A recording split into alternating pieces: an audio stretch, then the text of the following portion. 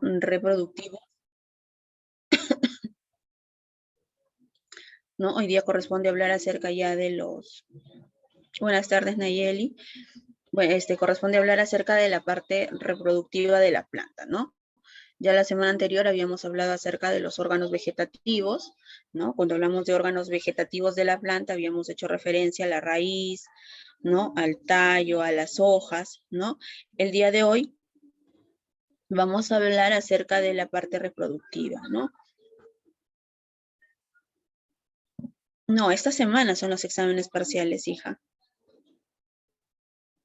Hoy día empiezan, si no me equivoco, ¿no? Entonces hoy día les correspondería a ustedes dar biología.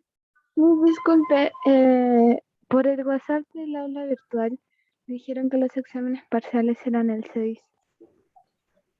No, empezaban creo que si no me equivoco hoy día y terminaban el 6.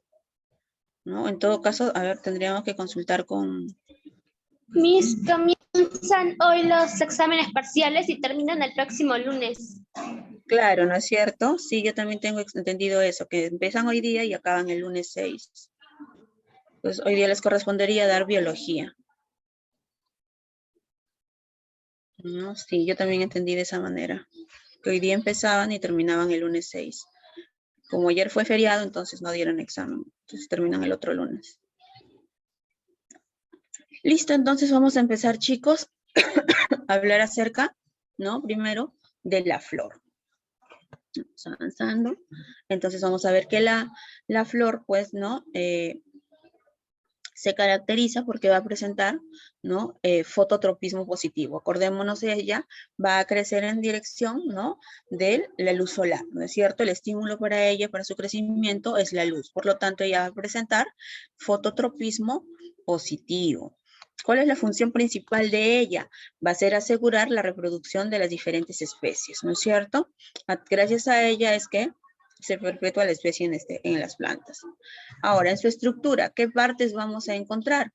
Empezando desde abajo hacia la parte superior, vamos a ir viendo que tenemos primero acá la zona del pedúnculo, ¿no? Esta región del pedúnculo es la zona que une a la flor a las otras estructuras de la planta. En la parte superior vamos a ver que ella, ¿qué va a presentar? Presenta una especie de dilatación, ¿no? Esa dilatación va a recibir el nombre de receptáculo floral.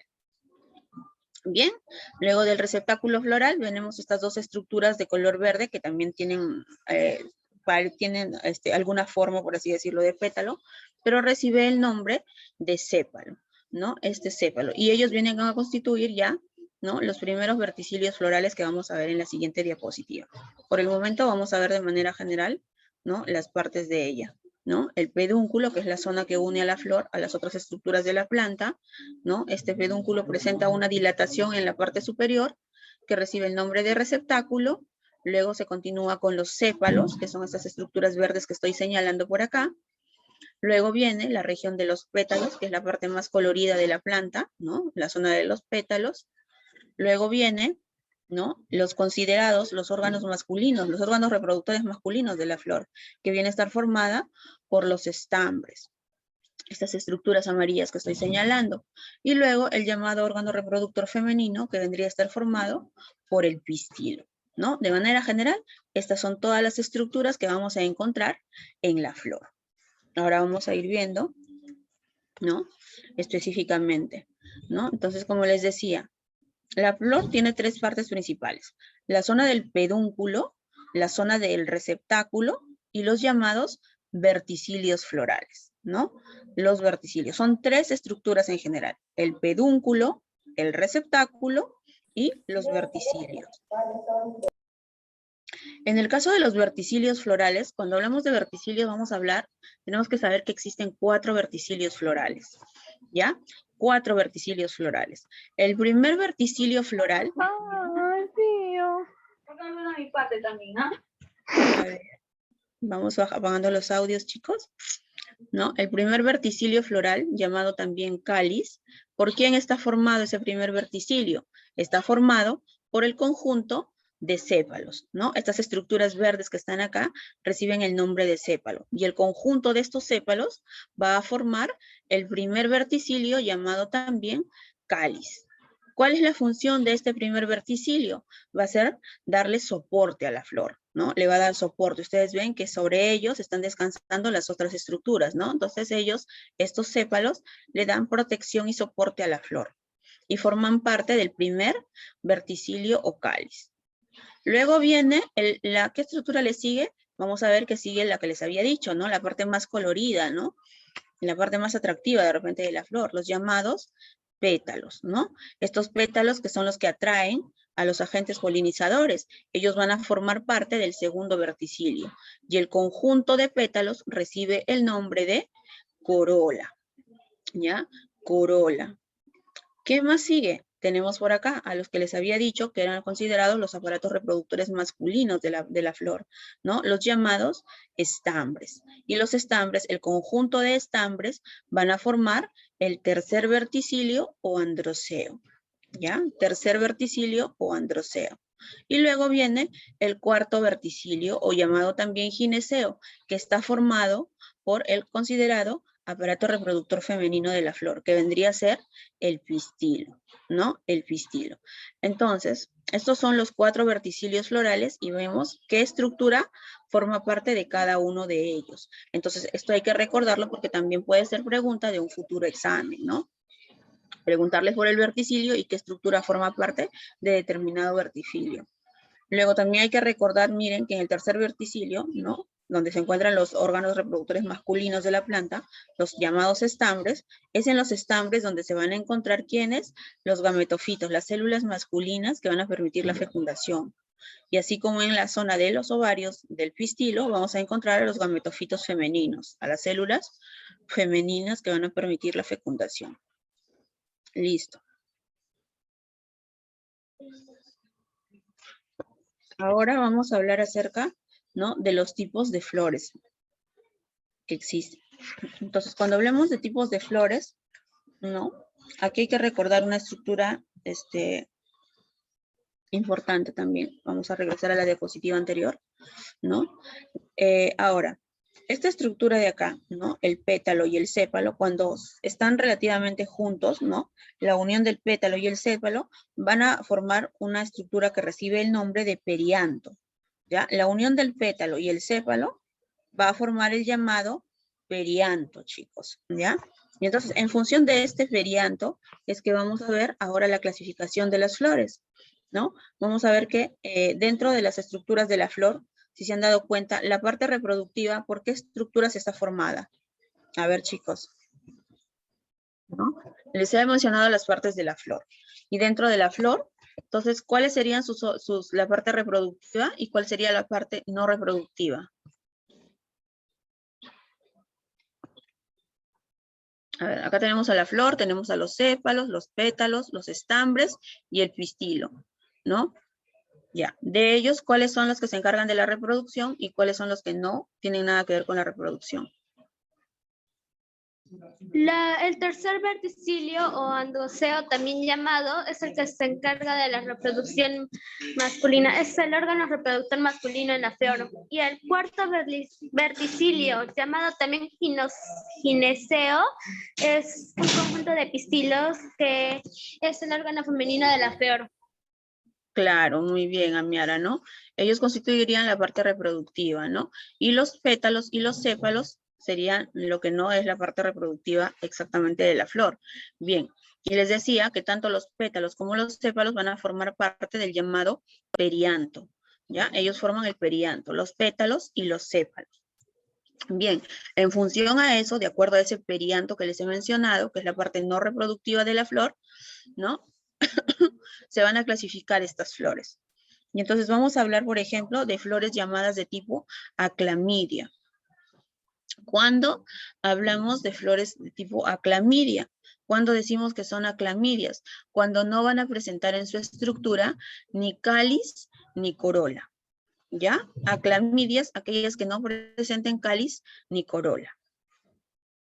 ¿Ya? Ejemplos de este tipo de flores, por ejemplo, tenemos a las flores de los sauces, de los álamos, ¿no? Ellas no van a presentar, como ven acá, no van a presentar ni cáliz ni corola. Bien. Luego vienen las de tipo homoclamidias. Cuando se habla de homoclamidias, vamos a ver, es aquella que posee una sola envoltura, es decir, en las homoclamidias hay cáliz, hay corola, ¿no? Pero no se distinguen las estructuras, o sea, tú no puedes diferenciar cuál es el cáliz y cuál es la corola. ¿Por qué? Porque están bastante unidas, ¿no? Entonces, ahí hablamos, ¿no? De homoclamidias. ¿Qué tipo de plantas o qué tipo de flores tienen este tipo de estructura? O son, ya mejor dicho, son homoclamidias. Tenemos, por ejemplo, la aloe vera, ¿no? La famosa sábila, ¿no? Las azucenas, en ellas también, ¿no? Ellas son de este tipo, homoclamidia, porque en ellas no se pueden distinguir ni el cáliz ni la corola. Es decir, no podemos distinguir los sépalos de los pétalos, ¿ya? No los logramos, ¿no? Acá, por ejemplo, tenemos una, ¿no? Entonces, acá se forma como que un ratito, chicos, disculpen.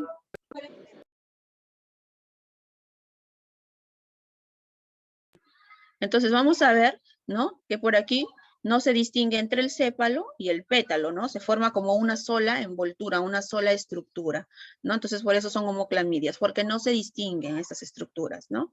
Acuérdense, cuando acá les ponemos, por ejemplo, no se diferencia cáliz ni corola. Entonces, ustedes tienen que recordar que el cáliz, ¿qué cosa es? ¿Qué era el cáliz? ¿Era el conjunto de qué?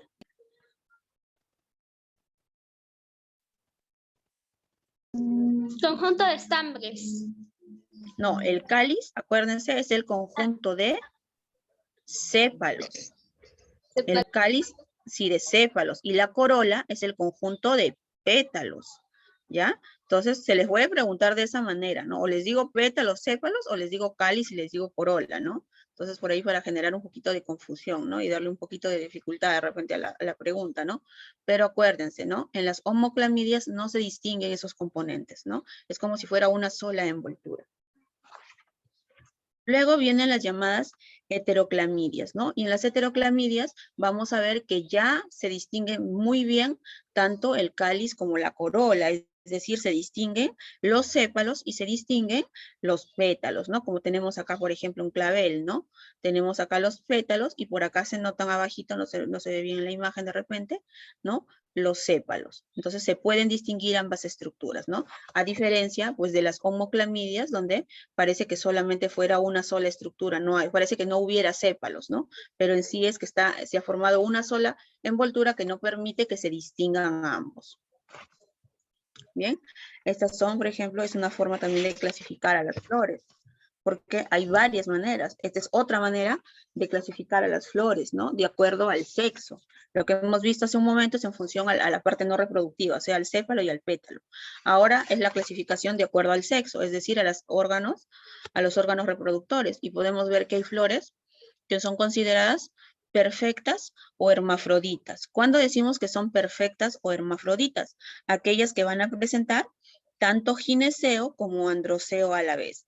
Es decir, que van a presentar estambres, van a presentar pistilo, ¿no es cierto? Son perfectas o hermafroditas, porque presentan en una sola planta ambas estructuras. Luego, hay otras que pueden ser, en el caso de las perfectas o hermafroditas, por ejemplo, podemos nombrar aquí al clavel que hemos visto, ¿no?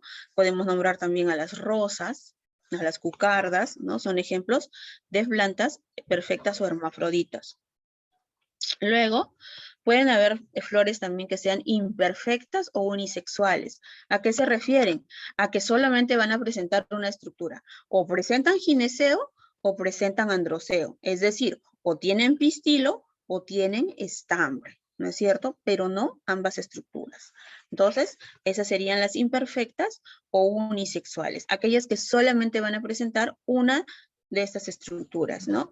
Acá ejemplo de este tipo de flores, de plantas, por ejemplo, los sauces, ¿no? Los álamos, ¿no? Están dentro de este grupo. Y el último grupo, de acuerdo al sexo, serían las estériles o neutras, ¿no? Aquellas plantitas que de repente no van a presentar ninguna de estas estructuras, ¿no? Ni androceo ni gineceo, ¿ya? Entonces, esta es otra manera de clasificar a las flores, ¿no? De acuerdo a la parte reproductiva, la parte sexual. Acá, otra forma también de clasificarlas, de acuerdo a la simetría de las plantas, de las flores que veamos. Vamos a ver que hay algunas que son regulares, ¿no? Llamadas también actinomórficas, ¿no? Y como su mismo nombre lo dice, ¿no? Vamos a ver que en su estructura vemos que hay bastante simetría, ¿no? En cuanto a tamaño, ¿no? A forma, ¿no? A nivel de lo que vendrían a ser los pétalos, ¿no? Ya.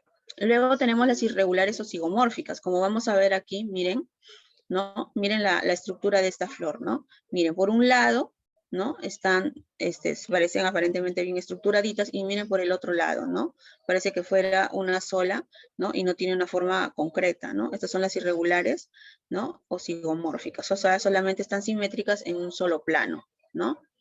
Y luego vienen las asimétricas, que no tienen asimetría por ningún lado, ¿no? Así como esta de acá, ¿no? Todas las flores son bastante diferentes, ¿no? Todas son las de tipo asimétricas, que no tienen una estructura definida, ¿no? Y las irregulares, miren, ¿no? Que solamente tienen simetría en un plano y en el otro no, ¿ya? Este es de acuerdo a la forma, a la simetría que adquieren las flores, ¿no? Otra forma de clasificarlas también.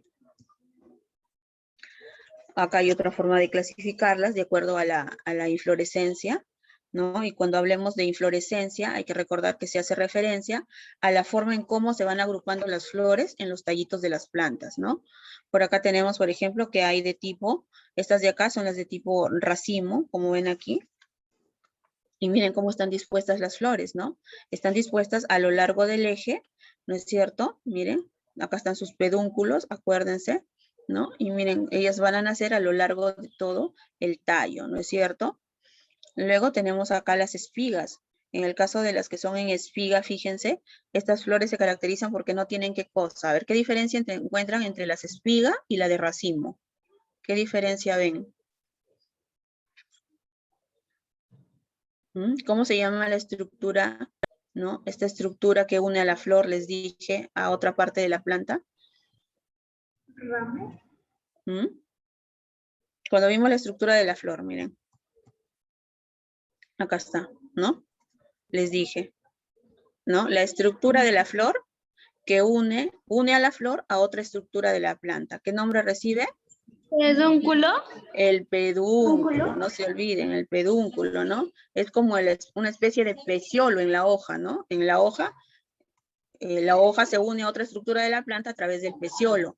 En el caso de la flor, ella se une a otra estructura de la planta a través de su pedúnculo, ¿no? Y si vemos aquí, por ejemplo, entre las de tipo racimo y las de tipo espiga, precisamente lo que las diferencia, miren, viene a ser el pedúnculo, ¿no? En el caso de las flores en racimo, miren, ellas sí tienen pedúnculo que las une al tallo, mientras que las que son en espiga, si se dan cuenta, no tienen pedúnculo, ellas están fijas al tallo, ¿no? No tienen un pedúnculo a lo largo de su eje, ¿no? Entonces, este también es otro tipo de clasificar, por ejemplo, a las plantas. Acá tenemos otro tipo, las llamadas umbela, ¿no? Cuando decimos que son en umbela, cuando vamos a ver, ¿no? Que en el extremo de este eje principal, ¿no? Van a nacer, ¿qué cosa? Miren, nacen flores con pedúnculos, ¿no es cierto? Y todas casi con la misma longitud, ¿no? Y adopta la forma de una sombrilla, ¿no? Entonces, este es en umbela, ¿no es cierto? Esa es otra forma también, otro tipo, ¿no? Otra forma de clasificación de las plantas. Luego, por ejemplo, también acá tenemos las llamadas cabezuelas, ¿no? O capítulos, ¿no? Y acá vamos a ver, ¿no? Cuando en el extremo, miren, este es el extremo del eje terminal, ¿no? Se forma una especie de eje un tanto más gruesito, ¿no? Y va a crecer de manera horizontal, ¿no? Numerosas flores, ¿no? Entonces, esta es la cabezuela de tipo cabezuela o capítulo. Entonces, vamos viendo que esta es otra forma de clasificar a las flores, de acuerdo a la inmunofluorescencia, ¿no? Que es la forma en cómo se han agrupado las flores a lo largo del tallo de la planta, ¿no? En racimo, en racimo, cuando vemos que hay presencia de pedúnculos, en espiga, cuando no hay pedúnculos, ¿no? Luego tenemos en umbela, vemos acá, ¿no? A partir del tallo principal surgen pedúnculos y salen otras flores, dan origen a unas florcitas. Yo tampoco, la verdad, ¿no? Teóricamente lo sabemos, pero también verlas a veces no las conocemos, ¿no? Bien.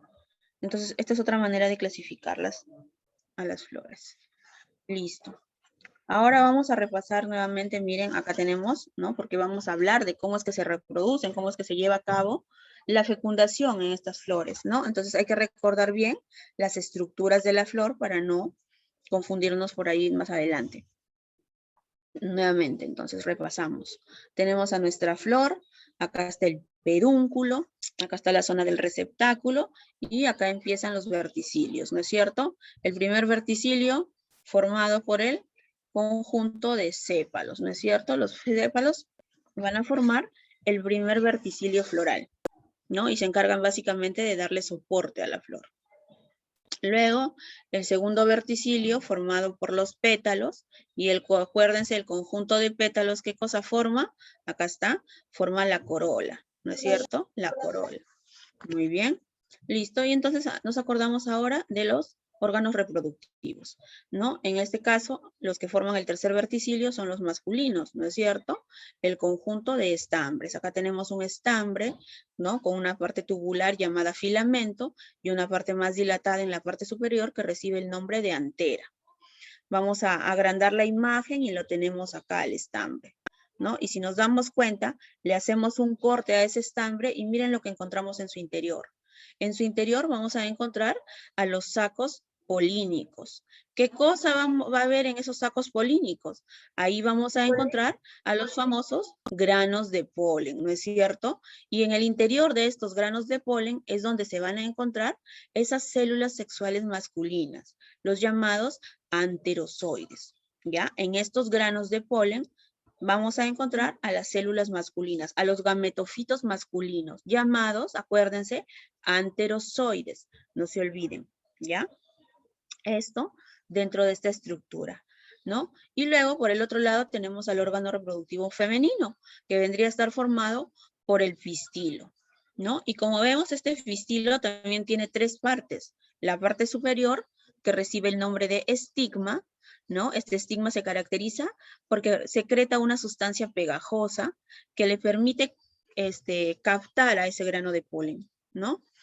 Luego viene una región un tanto más tubular, que es el estilo, a través de donde se va a desplazar el tubo polínico, y luego en la parte inferior tenemos al ovario, ¿no? Y en este ovario se van a encontrar, ¿qué cosa? Se van a encontrar los óvulos, los gametofitos femeninos. La llamada ovocélula se va a encontrar en esta zona, en la región del ovario. Entonces, recordemos bien entonces estos dos órganos reproductivos. Los estambres, acuérdense, órgano reproductor masculino formado por el filamento y la antera, y esta antera es importante porque uno hace el corte en la antera y en su interior va a estar los sacos polínicos que contienen a los granos de polen. ¿Por qué son importantes estos granos de polen? Porque tienen a los gametofitos masculinos llamados anterozoides.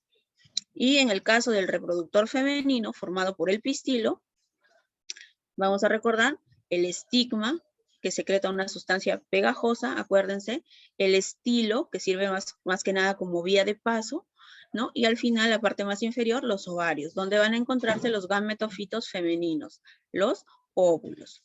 Bien, ya tenemos a los dos órganos reproductores de la planta, ¿no? Y vamos a empezar a tratar de ir uniendo conceptos. Entonces, lo primero que tenemos que recordar aquí, ¿no? Es que acá tenemos nuestra flor, ¿no? Y acordarnos de la famosa polinización, ¿no? Cuando nosotros hablamos de polinización, hay que acordarnos entonces que es el paso de ¿qué? ¿Qué cosa es la polinización? Es el paso de los granos de polen al estigma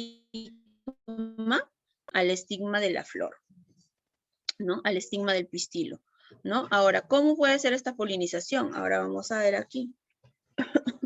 Esta polinización,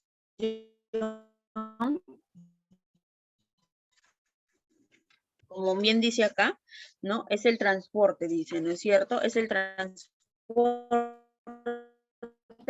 ¿no? De los granos de polen desde el estambre hasta ahora. Esta polinización puede ser de dos tipos. Puede ser directa o puede ser indirecta. ¿Cuándo decimos que la polinización es directa? A ver, chicos, ¿me escuchan bien? Porque me sale conexión inestable. Me avisan, ¿sí? Hace rato se escuchaba un poco mal, pero ya se puede escuchar bien. Un poco entrecortado. Ah, ya. Avísenme de todas maneras, sí, porque acá me está saliendo ya conexión inestable. Ya, entonces les decía que la polinización, entonces, es el transporte de ese polen desde el estambre hasta el pistilo, ¿no? El transporte del polen del estambre al pistilo viene a ser la polinización. Y les decía que esa polinización podía ser de dos tipos, directa o indirecta. Directa, cuando el grano de polen va a ser transportado al pistilo de la misma planta, de la misma flor, ¿ya? Al pistilo de la misma flor. Y es indirecta cuando se transporta, el polen es transportado al pistilo, pero de otra flor, ¿ya? Es decir, la directa se da sobre la misma flor y la indirecta se da sobre otra flor. Ahora, en el caso de la indirecta, se dice que la indirecta es la más frecuente, ¿no? Y para que se pueda llevar a cabo esta indirecta, necesitamos la presencia de agentes polinizadores, o sea, ¿no? De otros organismos que lleven ese polen de un lado a otro, ¿no? Y entonces, ¿quiénes son los principales agentes polinizadores? Acá los tenemos. Uno de ellos viene a ser el aire. Por eso que cuando se dice a veces que hay polinización indirecta de tipo anemófila. ¿Por qué anemófila? Porque el agente polinizador es el aire, ¿no? Por acción del aire, el polen es arrastrado y llevado, ¿no? Al pistilo de otra flor. Hidrógama. ¿Cuándo decimos que es hidrógama? Cuando el agente polinizador viene a ser el agua, ¿no? El agua. Entomógama, ¿no? Como el prefijo lo dice, entomógama, ¿no? Ento hace referencia a los insectos. Y acá nos acordamos, pues, ¿no? Que ellos son los agentes polinizadores más importantes, ¿no? Por ahí hemos visto las mariposas, las abejas, ¿no? Esos insectos, ellos son los agentes polinizadores más importantes, sobre todo las mariposas, ¿no? Ellas se caracterizan porque tienen una especie de trompita un poco más larga, ¿no? Que le va a permitir succionar, ¿no? El néctar de las plantas y se van a otra florcita, van a hacer lo mismo y con ellas llevan también, ¿qué cosa? También van a llevar el polen, ¿no? Luego pueden ser también, ¿quiénes pueden ser también agentes polinizadores? Las aves, ¿no? Por eso se habla de una polinización indirecta ornitógama. ¿Por qué? Porque son las aves los agentes polinizadores. Ejemplos, más claro, el colibrí, ¿no es cierto?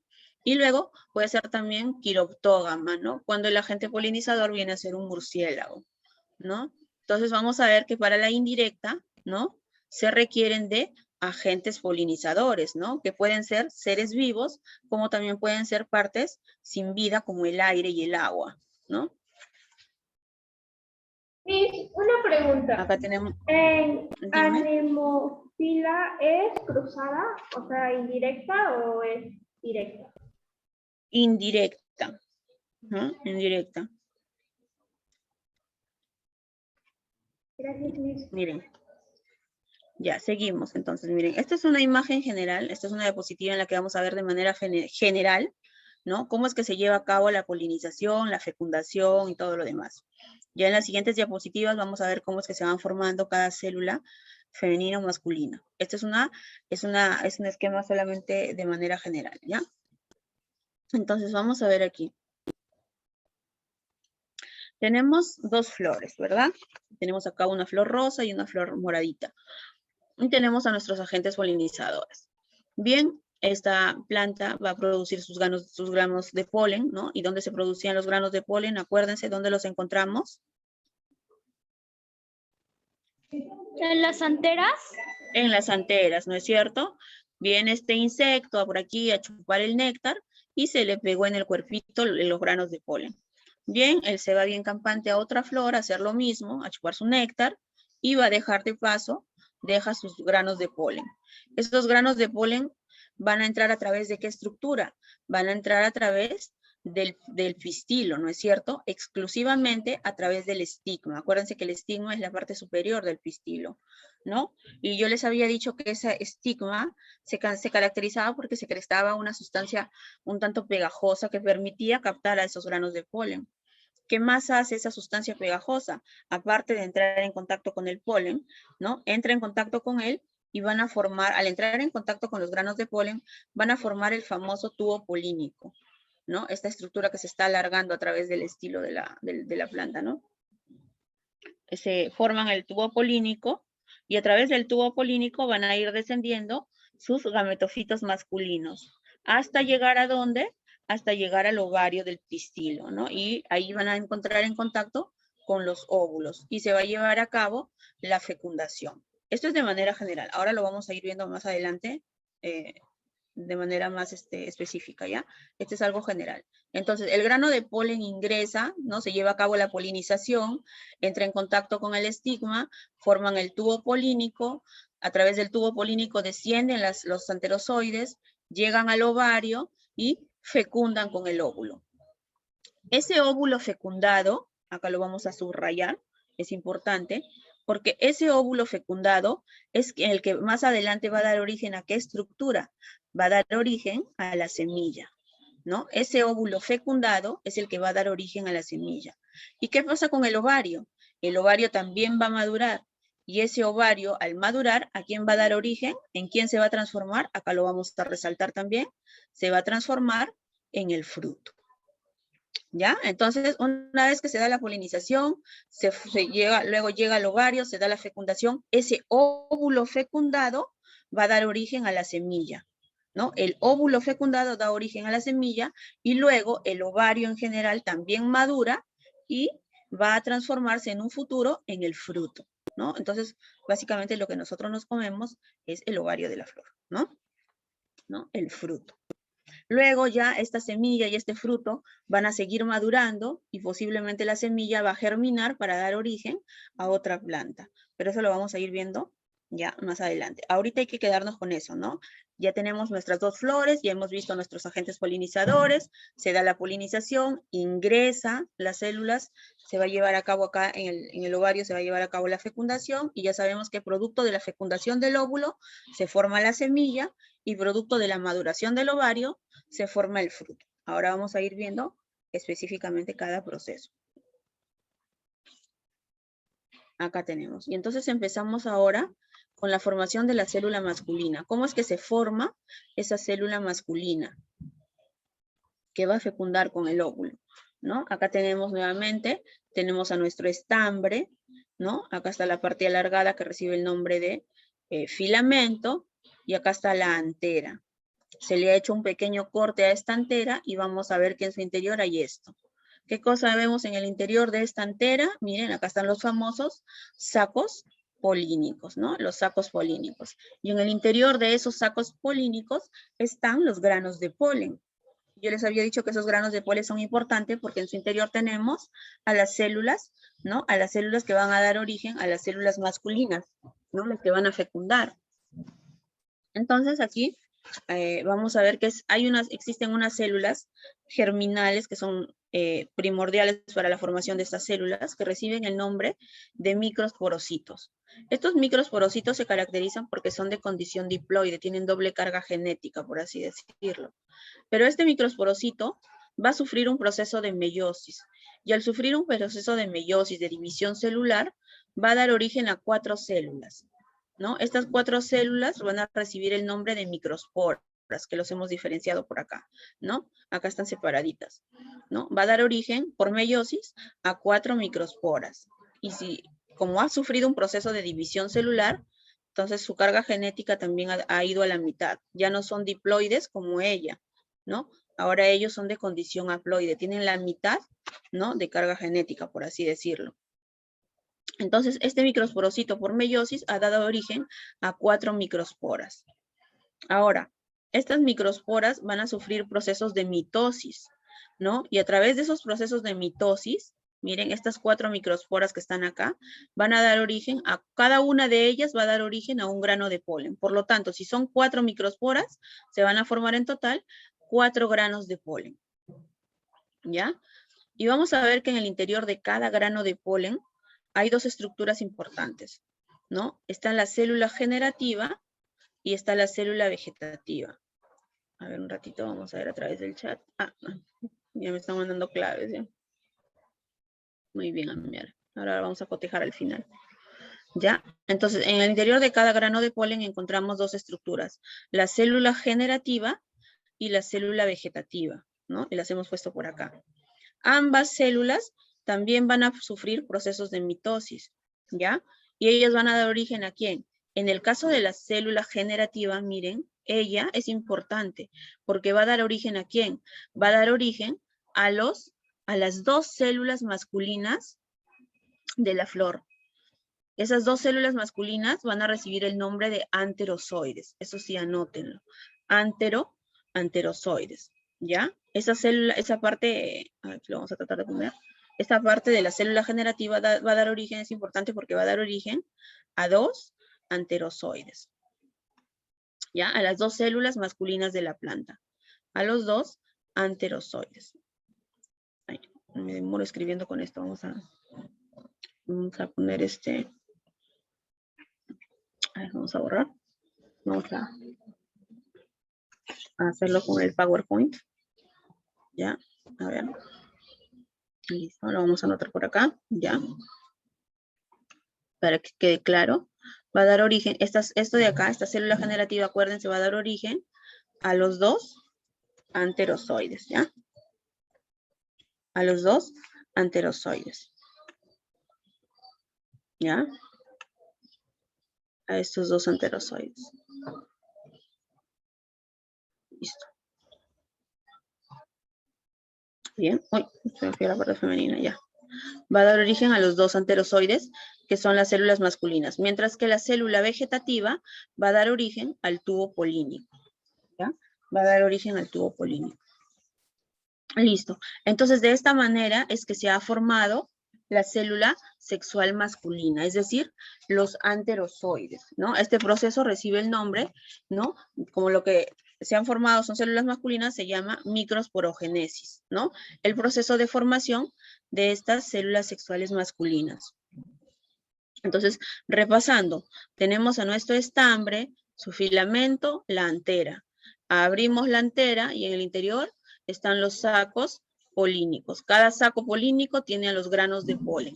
Y los granos de polen son importantes porque contienen a las células que van a dar origen a las células sexuales masculinas, ¿no? En este caso, ¿cuál es la célula primordial a partir de la cual se va a formar, ¿no? Estas células sexuales masculinas? Se llama microsporocito. Y acuérdense que es de condición diploide, doble carga, ¿no? Este microsporocito, acá como le hemos puesto en este cuadrito de resumen, pasa por un proceso de meiosis y va a dar origen a 4 microsporas. Y si se dan cuenta, tienen la mitad de la carga que tenía esta célula mamá, ¿no? La mitad. Él era 2N, los hijos son N.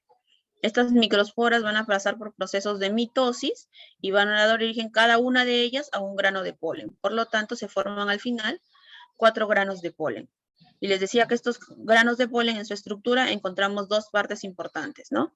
La célula vegetativa y la célula generativa, ¿no? La vegetativa va a dar origen al tubo polínico y la generativa es la que va a dar origen a las dos células que nos interesan, a las dos células sexuales masculinas llamadas anterozoides, ¿ya? Entonces, esto de acá es muy importante, los anterozoides. Bien, ya tenemos entonces formados a los dos anterozoides. Ahora nos vamos a ver a la parte femenina. ¿Cómo es que se forman, no? Esas células femeninas que necesitamos para que se fecunde con los anterozoides. Bien, acá tenemos nuevamente nuestro pistilo, recordando nuevamente el pistilo. Tenemos la zona del estigma, el estilo y la parte inferior que es el ovario. Listo. Acá, en el caso del aparato reproductor femenino, vamos a ver que también hay una célula general, una germinal, perdón, una que va a dar origen a las células femeninas. Y así como en el otro lado, esa célula recibía el nombre de microsporocito, en el caso de la parte femenina recibe el nombre de megasporocito, ¿no? Y también, miren, es de condición diploide, ¿no? De condición diploide. Esta es la célula madre que va a dar origen, ¿no? A la célula femenina, el megasporocito. Entonces, acuérdense, en la parte masculina de la planta, esa célula madre que va a dar origen a las células sexuales recibe el nombre de microsporocito. En el caso de la parte femenina, megasporocito. Ese megasporocito también va a pasar por procesos de meiosis y va a dar origen a 4 megasporas, ¿no? A 4 megasporas. De esas 4 megasporas, si se dan cuenta, miren, tienen también la mitad de carga genética porque han pasado por meiosis, ¿no? Solo una va a ser funcional. El resto, las otras 3, van a degenerar, ¿ya? Solo una permanece. De esa que permanece, va a pasar por 3 procesos de mitosis, ¿no? Y al pasar por esos 3 procesos de mitosis, esa que permanece funcional va a dar origen a una célula, pero que va a tener 8 núcleos. Y los tenemos acá, miren. Tenemos 3 acá y 2 en el centro, ¿no? Entonces, esa megaspora que permanece va a dar origen a una célula que tenga 8 núcleos. Ahora, de esos 8 núcleos, ¿qué nos interesa a nosotros? Nos interesa principalmente, miren, ¿no? Esta de acá, la llamada oósfera, porque esa es la que va a dar origen a la célula femenina que a nosotros nos importa, a la llamada ovocélula. Ya, acá tenemos, miren, la célula con 8 núcleos, ¿no? Y acá están sus núcleos, los 3 antípodas, están las 2 sinérgidas que están teñidas en naranja, y la que nos interesa a nosotros, esta de acá, la que está teñida de fucsia, que es la ovocélula. Y los 2 cuerpos polares, los núcleos polares, ¿no? Entonces, miren, de esta manera se formó, ¿no? La célula femenina, que va a ser importante, y tienen que recordarlo y anotarlo, la ovocélula. Listo, tenemos también ahora ya nuestra célula femenina. Y tenemos también nuestras células masculinas, ¿no? Nuestros 2 anterozoides y tenemos a nuestra ovocélula. Bien, ya las tenemos formadas, entonces ahora queremos ver cómo es que se lleva a cabo la fecundación. Y nos vamos a esta diapositiva, ¿no? Y en esta diapositiva vamos a ver nuevamente, ¿no? Tenemos acá, miren, el grano de polen, ¿no? Este grano de polen, ¿por dónde va a ingresar? Va a ingresar por el estigma, ¿no? Les dije que el estigma secretaba una sustancia pegajosa, ¿no? Que captaba al grano de polen. Entra en contacto, miren, este estigma entra en contacto con el grano de polen y van a dar origen al tubo polínico, ¿no? Que es esta estructura anaranjada, alargada, que está recorriendo el estilo, ¿no? Este tubo polínico. Y miren quién se desplaza a través del tubo polínico, ¿no? ¿Quién estaba dentro de los granos de polen? ¿Quién se habían formado? Las 2 células sexuales masculinas llamadas anterozoides, ¿no es cierto?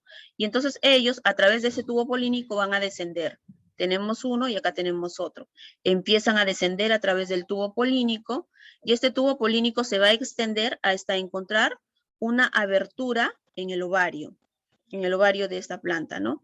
Entonces se extiende y llega a esta zona donde encuentra una abertura en el ovario. Esa abertura que está acá recibe el nombre de micrópilo, ¿ya? Esta abertura recibe el micrópilo y ahí, ¿no? Entra en contacto, ¿quién? Llegan los 2 anterozoides, pero no es que llegan los 2 de golpe. Primero llega uno y luego llega el otro, ¿no? ¿Qué ocurre? El primer anterozoide que llega va a fecundar ¿a quién? Va a fecundar a la ovocélula, ¿no? La primera fecundación, entonces acuérdense, se da entre el primer anterozoide y la ovocélula. Y luego llega el otro anterozoide y va a fecundar ¿a quién? Va a fecundar, o se va a unir, mejor dicho, con los núcleos polares, ¿no? Con los núcleos polares, ¿ya? Entonces, cuando hablemos de la flor, vamos a hablar de una doble fecundación. ¿Por qué? Porque hay 2 anterozoides para una ovocélula, ¿sí? Doble fecundación. Acuérdense, en la flor estamos hablando de doble fecundación. Porque cuando se formaron las células masculinas, se formaron dos anterozoides, ¿no? Esos anterozoides van a descender a través del tubo polínico, ¿no? Y llegan al ovario, ingresan a través de esta abertura llamada micrópilo. El primer anterozoide fecunda a la ovocélula y va a dar origen al embrión. Y luego llega el otro anterozoide y como ya no hay ovocélula, fecunda quién, o se une con quién, mejor dicho, se une con los núcleos polares. ¿Listo? Y el producto de esa doble fecundación se va a formar la semilla, acuérdense, ¿no? Producto de esa doble fecundación se forma la semilla. Y luego, ya una vez que se forma la semilla, el ovario va a madurar y en un futuro va a dar origen al fruto, ¿no? Al fruto. Entonces, de esta manera se lleva a cabo la fecundación en las flores. ¿Quedó claro? Repetimos nuevamente. A ver, chicos, los escucho. A ver. A través del chat también pueden escribirme si quedó claro o quieren que repita nuevamente. Miss, disculpe, ¿podría repetir, por favor? No entendí muy bien. Ya, hija. ¿Te repito todo el proceso de la fecundación o quieres desde antes? No, la última parte nada más. Ya, listo. Ya, entonces les decía, ya teníamos, ya nosotros en las diapositivas anteriores hemos visto, nos quedamos entonces que nuestros granos de polen transportan a sus dos células masculinas, ¿no? A los dos anterozoides y en el ovario de nuestro pistilo tenemos a la ovocélula, ¿no? Que es la célula femenina. Bien, ¿qué hace? Por procesos de polinización llega este grano de polen y entra a través del estigma, ¿no? Aquí en el estigma les dije que se secretaba una sustancia pegajosa que captaba el polen, permitía que captara el polen, ¿no es cierto? Y al entrar en contacto esa sustancia pegajosa con el polen, daba o permitía que se origine el tubo polínico, ¿no? Surja el tubo polínico. Y a través de ese tubo polínico iban a descender los dos anterozoides, las dos células masculinas, ¿no? Y este tubo polínico se iba a extender hasta encontrar una abertura en el ovario, ¿no? Por eso es que se extiende y llega hasta acá. Miren, esta parte inferior, el ovario, tiene una pequeña abertura que recibe el nombre de micrópilo. A través de esta abertura van a ingresar los anterozoides. Entonces, bajan los anterozoides y el primer anterozoide que llega va a unirse, va a fusionarse, va a fecundarse con la ovocélula, ¿no? El primero. Luego llega el otro, pero como ya no hay ovocélula, acuérdense que solamente se forma una ovocélula, el otro se va a unir con los núcleos polares. El otro se une con los núcleos polares y se lleva a cabo entonces una doble fecundación, ¿no? Una doble fecundación. Posteriormente, el producto de esa doble fecundación va a dar origen a la semilla, ¿no? Y luego la maduración de todo el ovario en sí va a dar origen al fruto, ¿no? Entonces, ¿quedó ahora un poquito más claro?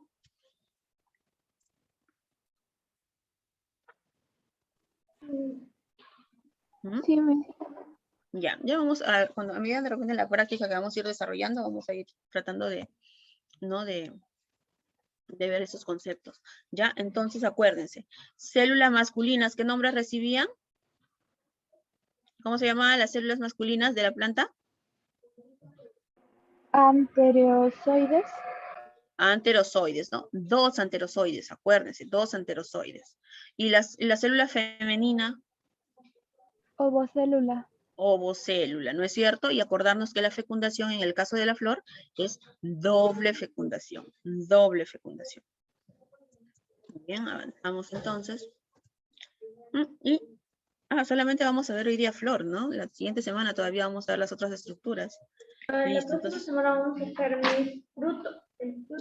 Ya. Sí, listo. Pensé que íbamos a ver hoy día fruto también. Ya no importa, no hay problema. Ya, entonces vamos a empezar con la dirigida. Y vamos a ir repasando de paso. Listo. A ver, vamos a ver dónde está. Ay, no, ¿qué hice?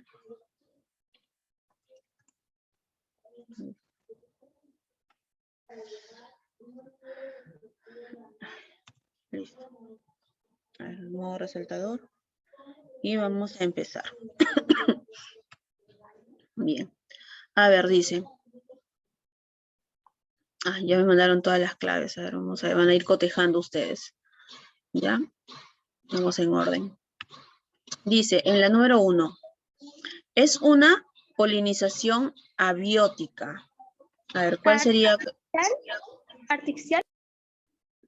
A ver, vamos a ver.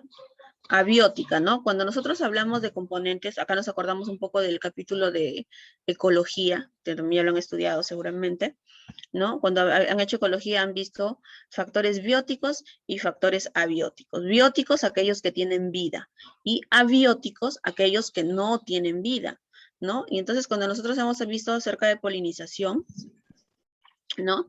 La parte biótica podría ser dada por los insectos, podría ser dada por las aves, ¿no? Podría ser dada por los murciélagos que hemos estudiado, ¿no? Y la parte abiótica, o sea, sin vida, sería aquella que podría estar dada Las por el máquinas. aire, por el agua, ¿no es cierto? Entonces aquí en la número 1 la clave, Anemófila. anemófila, ¿no es cierto? Anemófila, porque es por acción, ¿no? Por acción del aire, ¿no? Ornitófila hace referencia, ¿no? A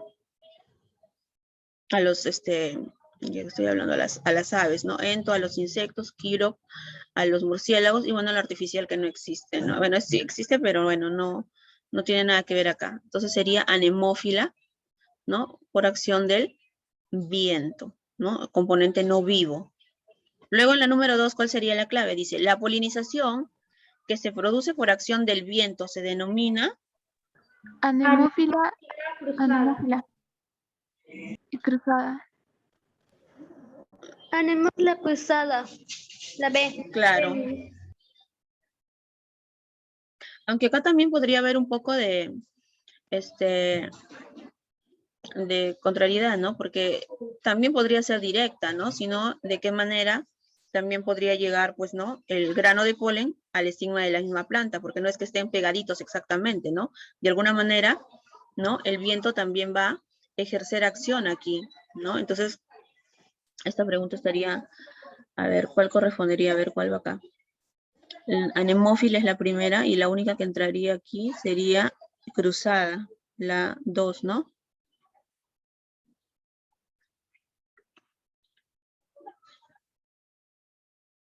Bueno, de acuerdo a la clave, bueno, por la primera parte nada más, entonces encontraríamos la respuesta, ¿no? Porque también podría ser una de tipo directa, ¿no? Por acción del viento también puede llegar al mismo pistilo de la misma planta. En la 2, la B. En la 3 dice, en las plantas con flores, a ver, el microsporocito es... Haploide. A ver, ¿cómo sería el microsporocito? A ver qué dicen los demás. Diploide. Diploide, ¿no es cierto? El microsporocito, ahí donde está mi resaltador, acá está. El microsporocito es diploide, ¿no es cierto? Y la microspora, ¿cómo sería? Haploide. Haploide, ¿no es cierto? La Haploide. microspora sería haploide. Y el gametofito. 3 núcleos diploides. A ver, vamos a ver qué clave sería por acá. No hay respuesta, profesora. No hay, ¿no? Diploide, haploide. Y Y luego 3 sería... núcleos diploides. Si la C cambiara de lugar, estaría bien. Sí, hay que alterar la respuesta ahí, chicos. Ustedes mismos alteren, o complétenlo en todo caso en los espacios en blanco, ¿no? En las plantas con flores, el microsporocito es diploide, pongan ahí ustedes, anótenlo, diploide, ¿no? La microspora es haploide, ¿no? Y el gametofito tiene esta condición haploide también, ¿no?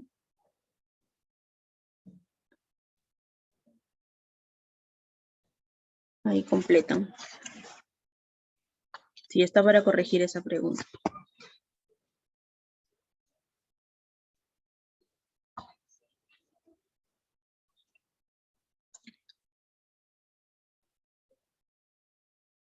Ya.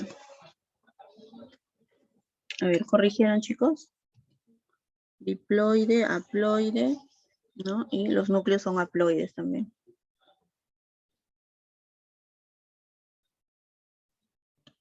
Ya, completaron, ¿no, chicos? Diploide, haploide y los núcleos serían haploides también. Luego en la 4... Profesora, disculpe, ¿no sería Dime. diploide? A ver, vamos a regresar a la diapositiva para verlo, chicos, ¿sí? Para que quede claro. A ver. ¿Está? Acá está. Ya miren. Acá tenemos, ¿no? El microsporocito, acuérdense, es la célula germinal, como la célula madre que va a dar origen a todos, ¿no? Y les dije que ellos tenían condición diploide. Él, al pasar por procesos de meiosis, va a generar 4 microesporas o 4 microesporocitos que se caracterizan porque tienen su mitad de carga genética, es decir, van a ser de condición haploide. Ellos van a pasar por mitosis, ¿no? Y cuando uno atraviesa procesos de mitosis, no se va a ver alterada, no va a haber reducción, mejor dicho, ¿no? La mitosis se caracteriza porque no es reduccional, es ecuacional, se mantiene. Por eso que estos 4 granos de polen que van a dar origen, ¿no?, a las células sexuales van a mantenerse con la misma carga genética, es decir, van a mantener siendo haploides, ¿ya? Haploides, van a dar origen a células haploides, con núcleos haploides, ¿ya? Solamente hay reducción cuando hay meiosis, ¿no? Estos temas, no sé si ustedes ya han estudiado antes, ¿no? Los procesos de división celular, no sé si lo han tratado ya antes, o en todo caso de repente lo vamos a ver conmigo luego, en otros temas que vengan. Entonces, la meiosis se caracteriza porque es reduccional, mientras que la mitosis no, la mitosis es ecuacional. Cuando hay mitosis se mantiene, ¿no?, la carga genética, mientras que cuando hay meiosis sí va a haber reducción de carga genética. Por eso es que les decía que aquí el microesporocito de condición diploide, al pasar por meiosis, va a originar a 4 microesporas de condición haploide. Pero estas microesporas no van a sufrir meiosis, van a sufrir mitosis. Por lo tanto, la carga se mantiene. O sea, continúan siendo haploides. Y los núcleos que generen van a ser núcleos de tipo haploide. ¿Listo? ¿Quedó claro, chicos? Profesora, si sería haploide, entonces ya habría respuesta. Claro, sería, a ver, déjenme ver. La B, Miss. Claro. ¿No? Serían núcleos haploides. Listo. Sí coinciden, ¿no? Estoy mal con la vista. No puedo ver. Mi lagrimea mi ojito. Listo. Pero entonces, en todo caso, ustedes van completando ahí. Listo. En la 4, ¿cómo sería, chicos? Ah, esa está fácil. El conjunto de pétalos, ¿no? ¿Qué formaba el conjunto de pétalos? Corola. La corola. La corola, ¿no es cierto? ¿Qué verticilio era? La corola. El segundo, Miss. El segundo verticilio, ¿no es cierto? Muy bien. Vamos, ay, ¿qué hice? La corola. Ajá. Luego en la 5 dice plantas monoicas. ¿Cuándo decíamos que eran monoicas? Que tenía... ¿Qué son flores hermafroditas? A ver, no te escuché muy bien, Amiara. Que tenía un órgano reproductivo. Ya, pero ¿cómo era? ¿Se acuerdan en la clasificación de las flores? Cuando les dije, habían de 3 tipos, ¿no? Aquellas que eran las perfectas, aquellas que eran las llamadas monoicas o hermafroditas, ¿no? ¿Por qué? Porque tenían ambos aparatos reproductores, ¿no? Luego estaban las imperfectas, aquellas que solo tenían uno, y estaban las estériles que no tenían, ¿verdad? En este caso, en la 5 dice, ay, ¿qué dice? Las plantas monoicas son aquellas, ¿no? Dice, ¿solo flores masculinas? No, tienen que haber las dos. Flores masculinas y flores femeninas, dice, en el mismo pie. No, porque está separando, ¿no? Prácticamente está separándolas también. En la C, solamente flores hermafroditas sería, ¿no? Esta sería la clave, ¿no? Porque decimos que son hermafroditas porque tienen ambos aparatos reproductores, ¿no?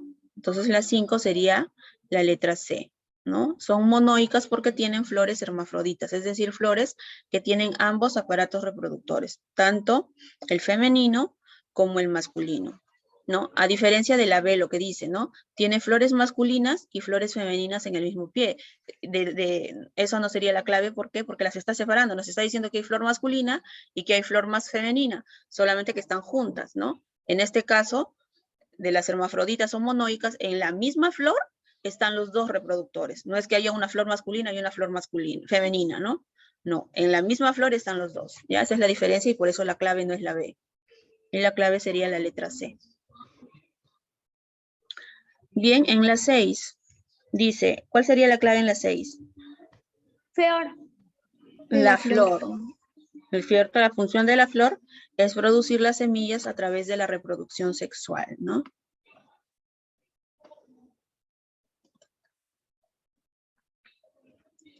En la 7, ¿cuál sería la clave? ¿Dúpeo? A ver. Vale. Dice, tipo de fruto simple, carnoso, en el que la pared frutal es blanda en su totalidad. Claro, en este caso sería la drupa, ¿no? Sí, la drupa. La drupa. 7C.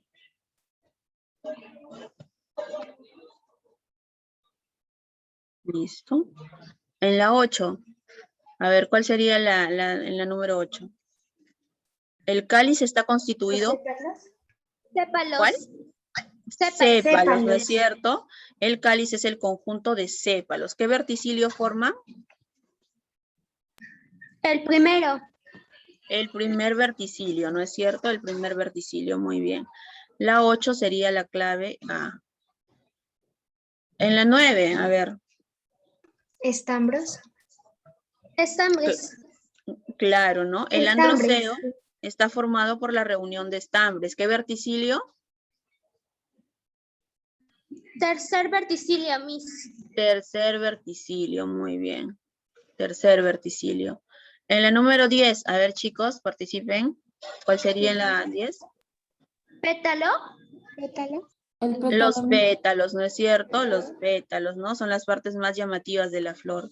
Los pétalos, ¿no? Son el lugar de atracción de los agentes polinizadores. Bien. En la 11. Corola. La corola. A ver. Corola. Muy bien.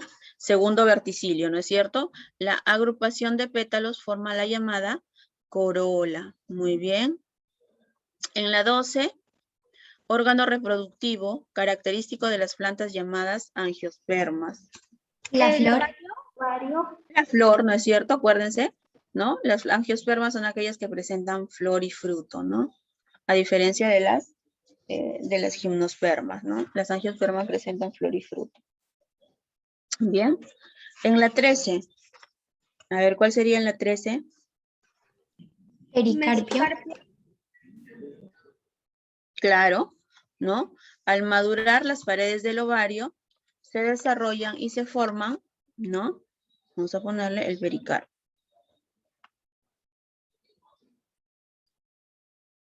A ver, en la 14, parte de la flor que produce el polen. Anteras. Las anteras, muy bien, las anteras.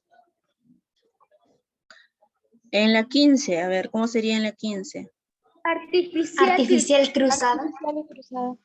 Ya, la polinización que se produce por acción del hombre, ¿no? Se denomina, claro, artificial. Cuando ya hay intervención del humano, ya es artificial. Y por lo tanto siempre va a ser cruzada, ¿no es cierto? Listo. En la 16.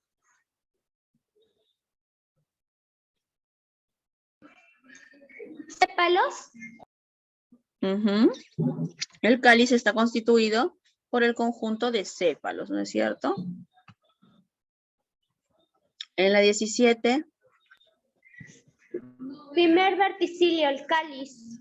Claro, ¿no? El conjunto de esas hojitas verdes, esos sépalos, forman, ¿no? El primer verticilio o cáliz. Hay que recordar bien estas cositas, ¿no? Luego en la 18. Peor. Una repetida, ¿no? Sí, la flor. La 19. Androceo. Parte masculina de la flor, ¿no es cierto? El androceo, formado por ¿quiénes? A ver, está en la 20. Androceo. También, ¿no es cierto? El androceo está formado por ¿quiénes? Por estambres. Por los estambres, ¿no es cierto? Acuérdense, ¿no? El androceo está formado por los estambres, ¿no? Bien. Listo. Entonces seguimos. Vamos a recordar el día de hoy. Empiezan sus evaluaciones. Con ustedes hemos visto todo lo que viene a ser plantas, si no me equivoco, ¿no? Sí. Hemos visto todo lo que viene a ser plantas. Vamos a hacer entonces un pequeño repaso por ahí para lo que es el parcial del día de hoy. A ver, vamos a salir de este de acá. Y vamos a ir a ver cómo estamos llegando el día de hoy a la evaluación.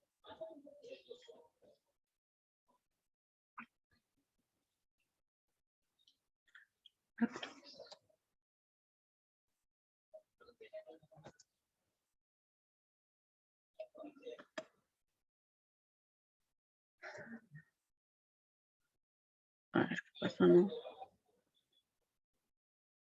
Me colgó en la computadora.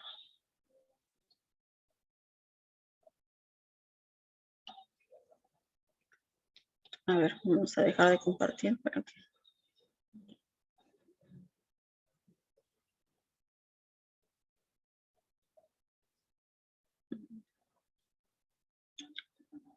Ya, seguimos entonces. Bien, entonces vamos a hacer un pequeño repaso por aquí. Vamos a ir recordando lo que de repente posiblemente por ahí podría venir en el examen. Bien, entonces cuando nosotros hemos hablado en las clases anteriores de órganos reproductores de la planta, órganos vegetativos, ¿no? Bien, a ver, ¿cuáles eran los órganos vegetativos de la planta? La flor, el fruto.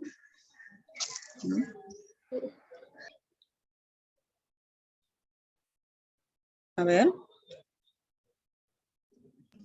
La flor, el fruto y la semilla. No creo que sea la raíz. Acuérdense, órgano. Cuando nosotros hablamos de la planta, les dije, tiene dos tipos de órganos. Órganos vegetativos y órganos reproductores, ¿no es cierto? Órganos vegetativos y órganos reproductores. Cuando les dije órganos, la semana anterior hemos hecho todo lo que son órganos vegetativos, ¿verdad? Es decir, ¿qué hemos hecho? Hemos hecho a la raíz, ¿no? La raíz que se caracteriza porque tiene su eje principal, tiene sus ramas secundarias, tiene su estructura final acá en la parte final que recibe el nombre de cofia, ¿no? Acá tenemos la raíz. Luego vamos a tener el siguiente órgano vegetativo, ¿no? Que viene a estar representado por el tallo, ¿no? El tallo. Y luego, a través luego de este tallo surgía... Exacto, ¿no? El otro órgano vegetativo importante, la hoja. Bien, estos son los llamados órganos vegetativos de la planta. Los órganos reproductivos están formados por la flor, que es lo que hemos visto el día de hoy. También se le considera a la semilla y al fruto, ¿no? Entonces, hay que recordar eso primero. Luego, también la semana anterior dijimos, estudiamos parte por parte. En el caso de la raíz, ¿cuál era la función principal de la raíz? A ver.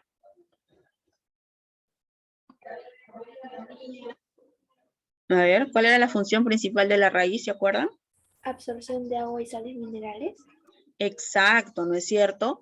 La raíz básicamente se encargaba de la absorción del agua, ¿no? Y de las sales minerales, ¿no?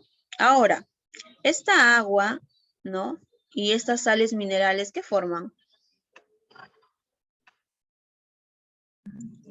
Savia bruta. Savia bruta, ¿no es cierto? La savia bruta, ¿no? Hay que acordarnos estos términos, ¿no? Ellos forman la llamada savia bruta. Entonces, básicamente la raíz se encarga de la absorción de la savia bruta, ¿no? Del agua y de las sales minerales, ¿no? A través de estas estructuras llamadas, ¿no? Pelos absorbentes, ¿no? Y por acá también le damos de paso una repasadita a la parte de tejidos, ¿no? Nosotros sabemos que la planta presenta una serie de tejidos protectores, conductores y todo lo demás, ¿no? Y hay unas estructuras, ¿no? La llamada epidermis, que está prácticamente cubriendo la superficie de todo lo que viene a ser tallos, hojas e incluso a nivel de raíz. Pero les dije que esa epidermis a nivel de la raíz, ¿no? Tiene una característica particular, que a nivel de raíz, ¿qué cosa no hay?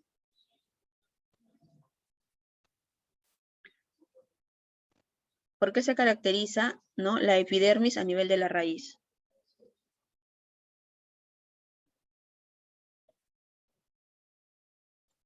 ¿Se acuerdan? ¿No? Ustedes también, sí, con ustedes sí, la primera semana se hizo tejidos, ¿no? A nivel de raíz, acuérdense, la epidermis de estas raíces que no va a presentar.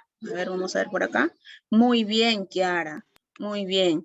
Carece de cutina, ¿no? Carece de cutina. Como no hay cutina en esta zona de la epidermis a nivel de raíz recibe el nombre de rizodermis, acuérdense, ¿no? Y no presenta cutina. Al no presentar cutina, por lo tanto, va a poder absorber el agua y las sales minerales, ¿no? Absorbe el agua y las sales minerales. Muy bien. Luego, ¿qué ocurre? Encontramos a la siguiente estructura, ¿no? Esta estructura, que es la que básicamente le da soporte a la planta, ¿no? Y viene a ser el tallo, ¿no? El tallo. Y cuando nosotros estudiamos al tallo, nos acordamos que tenía varias estructuras, tenía los llamados nudos, ¿no es cierto? ¿Qué más encontramos en el tallo? Tenemos también la yema. ¿Cómo, hija? ¿El No, embés? el embés es de la hoja. Ajá, Sí. es de la hoja. Entonces, miren, a nivel del tallo, ¿no? Teníamos la zona de los nudos, ¿no? Y en esa zona de los nudos a un costado encontrábamos las llamadas yemas axilares, que son las que dan origen a las ramas, ¿no? Y esta zona de entrenudo y nudo recibía el nombre de entrenudo, ¿no? Pero es básicamente un nombre. Luego otra estructura importante, acá en la parte final, la yema terminal o apical, ¿no? Que es importante esta yema terminal o apical. ¿Por qué es importante? Porque acá está protegiendo tejido meristemático. ¿Cuál de los dos meristemos creen que proteja? ¿El primario o el secundario?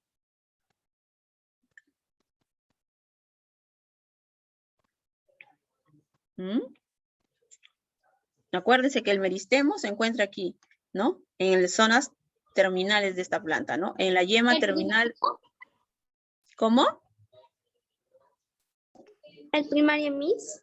El primario, ¿no es cierto? Ese meristemo primario lo encontramos en estos dos puntos que estoy marcando, ¿no? Acá, al nivel de la cofia de la raíz y a nivel de la yema terminal o apical del tallo. ¿Por qué?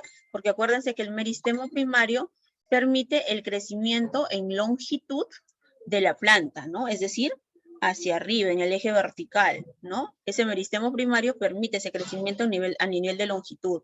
Y lo encontramos a nivel de la yema terminal del tallo y a nivel de la cofia de la raíz. Profesora, entonces para recalcar, el primario hace vertical y el secundario hace el crecimiento horizontal. Claro, ¿no? El meristemo secundario se encarga del crecimiento en grosor de la planta, a nivel de grosor, en el eje horizontal. Pero ese crecimiento horizontal se puede modificar, porque a veces cuando la planta se deforma, se le pone un palito para apoyar, para que crezca bien. Pues se le Claro, puede ¿no? modificar. Ahí intervienen ya los otros tejidos que vamos a ir por ahí mencionándolos, ¿no?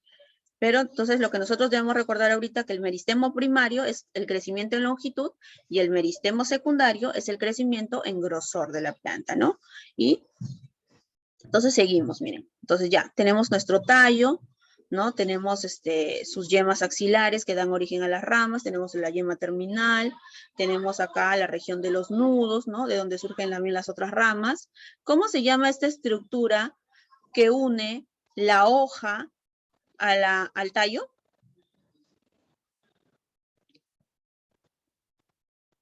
¿Cómo se llama esta estructura que une la hoja al tallo? La llamada, el tallito de la hoja, ¿qué nombre recibe? ¿Nudo? Rama. A ver. Rama. A ver, ¿qué nombre recibe esta estructura? Empieza con P. El peciolo. El peciolo, ¿no es cierto? El peciolo es la estructura que une la hoja al tallo de la planta, ¿no? El peciolo, ¿no? El peciolo. Luego este peciolo se continúa, ¿no?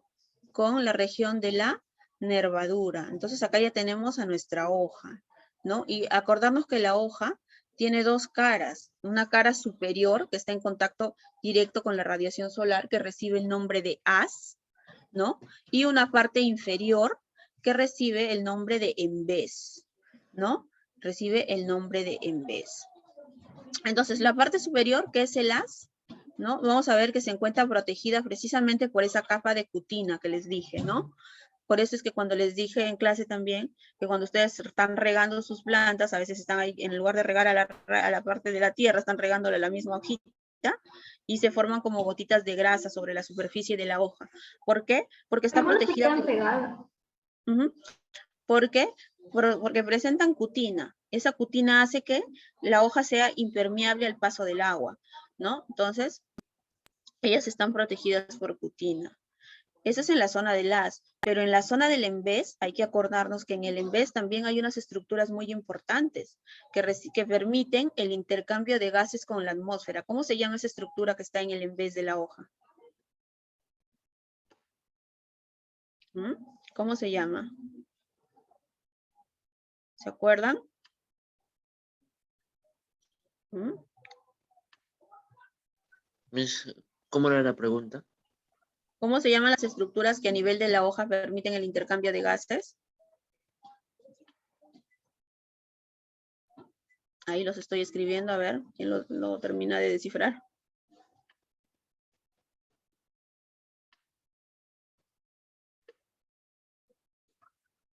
Ahí está. Los estomas. Acuérdense, los estomas están a nivel del embés de la hoja y permiten el intercambio de gases a nivel de la hoja. Y ustedes se acuerdan que también a nivel del tallo les mencioné que habían unas estructuras que también permitían el intercambio de gases, pero a nivel del tallo. Entonces, esas estructuras hay que recordarlas. ¿Qué nombre recibían a nivel de tallo esas estructuras? Recibían el nombre de lenticelas, ¿no? El nombre de lenticelas. Entonces, por acá lo vamos a tratar de anotar, ¿no? Las llamadas lenticelas, ¿no? Las llamadas lenticelas. Lenticelas a nivel de tallo y estomas a nivel de hoja. ¿Qué permiten ambas estructuras en esas zonas? El intercambio de gases, el intercambio de, o el ingreso, mejor dicho, de CO2, ¿no? Tanto los estomas a nivel de hoja como las lenticelas a nivel de tallo. Permiten el ingreso del CO2. Bien, recordemos también esas estructuras, ¿no? Ahora, ¿cuál es la función principal de la hoja? A ver, ¿cuál sería la función principal? La fotosíntesis. La fotosíntesis, ¿no es cierto? Acordémonos que la hoja es el órgano fotosintético por excelencia. Vamos a ver que aquí, pues, ¿no? Está llegando a la hoja, primeramente, que llega ¿quién? Llega la radiación solar, que es un factor muy importante para que se pueda llevar a cabo esta fotosíntesis, ¿no? Esta radiación del sol es muy importante porque va a activar a la clorofila que hay en los cloroplastos, ¿no? Entonces, tenemos la radiación solar. ¿Qué más tenemos? Tenemos el CO2 que ingresa a través de los estomas. ¿Qué más tenemos? El otro componente importante para la fotosíntesis, el agua, ¿no? ¿Cómo llega el agua? Acuérdense. Entonces, nosotros nos acordamos del agua y decimos, ah, claro. Entonces, ¿quién transporta? Primeramente, ¿dónde se absorbe? El agua va a venir de abajo, ¿no es cierto? Porque el agua se absorbe a nivel de raíz. Entonces, ¿y cómo llega a la hoja esa agua? Va a llegar a través de nuestros otros tejidos importantísimos, los tejidos conductores. Para eso están los tejidos conductores. Es decir, nos acordamos de xilema y de floema, ¿no? Ambos tejidos conductores, ¿no? A través de ellos, el agua va a llegar a la hoja. Exclusivamente, ¿a través de quién va a llegar el agua? A través del xilema. Acuérdense, el xilema transporta savia bruta, es decir, agua y sales minerales, ¿no es cierto? Por lo tanto, esa agua va a llegar a la hoja a través del xilema. ¿Qué ocurre? Llegó el agua, tenemos el CO2 que ha ingresado a través de los estomas, tenemos la radiación solar, listo, se va a llevar. Y encima la hoja se caracteriza porque presenta la clorofila. Entonces se lleva a cabo la fotosíntesis. Producto de la final de la fotosíntesis, ¿qué cosa se forma por fotosíntesis? Se forman azúcares. Y los azúcares vienen a ser nutrientes, ¿no es cierto? Representan nutrientes para la planta. Por lo tanto, si el azúcar es un nutriente, ¿qué cosa corresponde? ¿Qué tipo de savia será? Savia elaborada, ¿no es cierto? Savia elaborada. Entonces acá, gracias a la acción del agua, del sol y del CO2 y de la clorofila, se formó el azúcar, se formó la savia elaborada. Esa savia elaborada, ¿a través de qué tejido conductor se transporta? A través del floema. A través del floema, ¿no es cierto? Entonces, a través del floema, esos nutrientes, esa savia elaborada va a regresar a la raíz y de la raíz nuevamente regresa al resto de la planta. Entonces, ahí vamos recordando que el floema tiene un flujo bidireccional, es decir, de la hoja a la raíz y de la raíz al resto de la planta, ¿no? Entonces, miren cómo todos los conceptos que hemos venido viendo se van uniendo, ¿no es cierto? Vamos viendo, ¿no? Se une todo lo que estamos estudiando, ¿no? Entonces, función principal de la hoja, la fotosíntesis. Función principal del tallo, lo acabamos de ver, la conducción, porque es a través del tallo donde van a estar estos tejidos conductores, tanto el xilema como el floema. ¿Puede hacer fotosíntesis el tallo? ¿Sí? ¿También? Sí, ¿no es cierto? Los tallos verdes pueden hacer fotosíntesis. Entonces también ellos tienen, hay que recordar que dentro de sus funciones también está, ¿no? El hecho de poder realizar fotosíntesis, ¿no? Entonces vamos viendo, pues, ¿no? Cómo todos nuestros conceptos por ahí que hemos estudiado se van unificando.